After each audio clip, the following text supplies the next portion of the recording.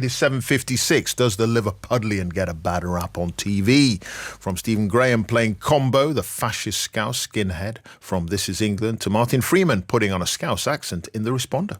You want to involve social services because he's not had his dinner. What do we do when we're on a job later on with someone who's really in trouble, like proper trouble, like starving to death or getting battered by your husband? What do we do with them? We ring social services. But you can't because you just tied up the only available social worker dealing with Orson So here. are we just supposed to leave it? Is he in immediate danger? Well, our next guest claims countless characters from Liverpool are being typecast. Today's In My Opinion is with Paul Bryan from the online magazine Liverpolitan.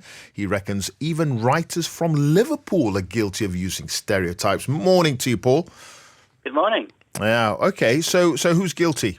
Who are these writers who are guilty from Liverpool? Well, I think there's a small number of often negative and certainly limiting tropes narratives that just keep reoccurring in film and TV. They may be produced by Liverpool writers, they may be produced by writers who don't come from Liverpool, but they are there consistently over many decades, and that's what we've kind of tried to identify. What is the stereotype? It's kind of interesting, really. I think that the headline is that Liverpool is consistently used as a metaphor for the down at heel, the hard struggle of life, a place of depressive challenge where chances are thin on the ground, where people are prone to influences that are morally corrupting, a place of urban blight and moral blight, where life is tough. And this comes through in comedy and drama.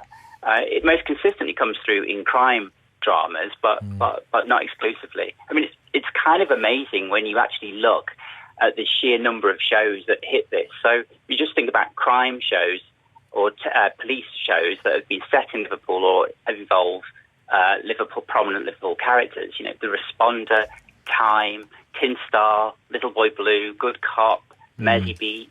The list goes on right back to Z cars in the 60s. And there is this message, I think, that if you want to create a hard-bitten show, you're going to hit that social realism angle. You want to put it in Liverpool. But is the problem not necessarily that might not be the case with Liverpool? I mean, I was born in Bolton, not a million miles away from Liverpool, and, it can be a gritty city. Is the problem really that there aren't any other stories and interesting stories being told about Liverpool? I think that is true. I would never say to anyone that they shouldn't make a certain kind of show. I mean, I think we feel this because there is an absence of anything else. One of the things I wonder about is, why couldn't we possibly have a rom-com in Liverpool? Yeah. A When Harry Met Sally or a political drama. I mean, anyone who knows anything about Liverpool politics, we create all kinds of opportunities for dramatising that, or a horror, or even historical dramas. Yeah. A lot of them get filmed in Liverpool, but they're never set in Liverpool. Liverpool doubles up to somewhere else. I mean, so you go on. I was just going to say, Kenneth Branagh's Belfast, it's a coming-of-age story that happens to have as the backdrop the Troubles. It's not all about the Troubles. No, exactly. I think, let's try something new. Let's try something different. That's the challenge to creators. All right, we're going to have to end it there. Paul, good to talk to you. Great to get in your opinion. Thank you, mate. Brilliant hearing from Paul this morning. Respond to that, please. We'd love to hear your thoughts. Anyone in Liverpool will be finding out as well about exams next. The Voice of the UK. 5 Live Breakfast.